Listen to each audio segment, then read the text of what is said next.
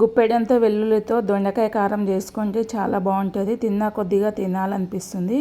ఇంకా ఈరోజైతే వెల్లుల్లి దొండకాయతో ఇలా అయితే కారం అయితే కొట్టేసుకున్నాను. చాలా అంటే చాలా బాగా వచ్చింది. కావాలంటే పొడి టైప్లో కూడా చేసుకోవచ్చు. నేను కొద్దిగా పొడి టైప్లో కాకుండా ఇలా గుజ్జు టైప్లో అయితే వేసుకున్నాను.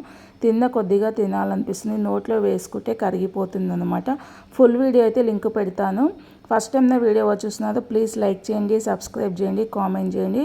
పొయ్యి మీద ఒక కడాయి పెట్టుకొని ఆయిల్ వేసుకొని జీలకర్ర, ఆవాలు, అలాగే కొద్దిగంత ధనియాలు, ఇంకా వెల్లుల్లి వేసేసుకొని అవి మంచిగా దూరగా ఫ్రై అయిన తర్వాత ఇంకా ఆనియన్స్ అయితే ఒక 3 to 4 ఆనియన్స్ ఇలా మందంగా కట్ చేసుకొని అవి కూడా ఆయిల్ వేసుకొని ఇంకా ఆనియన్ మంచిగా వేగిన తర్వాత ఇంకా నేనైతే దొండకాయ అయితే ఇలా కడిగేసుకొని పక్కనైతే కట్ చేసుకొని పెట్టేసుకున్నాను.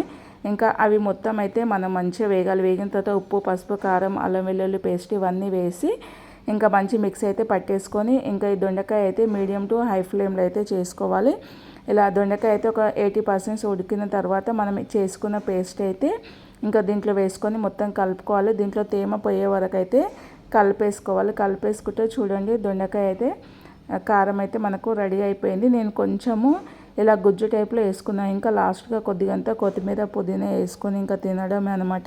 తింటున్నా కొద్దిగా తినాలనిపిస్తుంది. టేస్ట్ అయితే చాలా అంటే చాలా బాగుంది. ఇంకా ఫుల్ వీడియో అయితే మొత్తం చూసి ఇంకా మీరు కూడా ట్రై చేసి ఎలా వచ్చింది అనేది కామెంట్ చేయండి. ఇంకా ఫస్ట్ టైం నా వీడియో చూసినా ప్లీజ్ లైక్ చేయండి, సబ్స్క్రైబ్ చేయండి, కామెంట్ చేయండి.